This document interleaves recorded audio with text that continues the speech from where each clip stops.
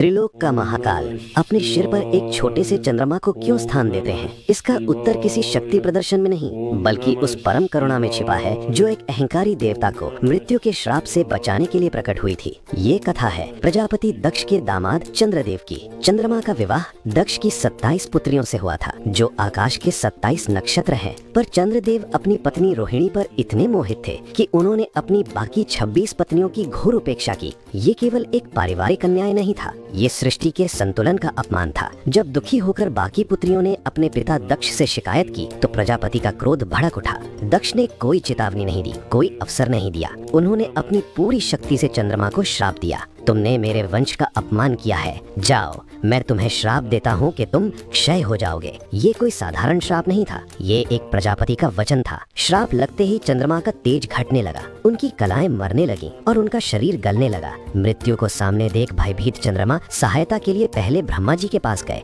फिर विष्णु जी के पास, पर किसी ने उनकी सहायता नहीं की, क्योंकि कोई भी प्रजापति दक्ष के वचन को काट नहीं सकता था। जब हर द्वार बंद हो गया, जब सृष्टि के रचयिता और पालक ने भी मुख फेर लिया, तब चंद्रमा ने वो किया जो हर असहाय जीव अंत में करता है। उन्होंने महादेव के चरणों में शरण ली। वे कैलाश पहुँचे और शिव के पैरों में गिरकर अपने प्राणों की भीख मांगने लगे। महादेव ने श्राप को देखा, चंद्रमा के पश्चाताप को देखा और सृष्टि के संतुलन को देखा। वे जानते थे कि श्राप को पूरी तरह समाप्त करना धर्म के विरुद्ध होगा, पर अपने शरणागत को मरने देना भी उनकी प्रकृति के विरुद्ध था। तब उन्होंने एक ऐसा मार्ग निकाला जो केवल महादेव ही निकाल सकते थे। उन्होंने चंद्रमा को उठाया और अपने शीश पर अपनी जटाओं में धारण कर लिया। शिव के शरीर का स्पर्श पाते ही चंद्रमा की मृत्यु रुक गई। महादेव ने श्राप का मान रखते हुए उसे संशोधित कर दिया और कहा, दक्ष का वचन व्यर्थ नहीं जाएगा। तुम 15 दिन क्षीण होगे, पर अगले 15 दिन मेरी ऊर्जा से तुम पूर्ण हो जाओगे।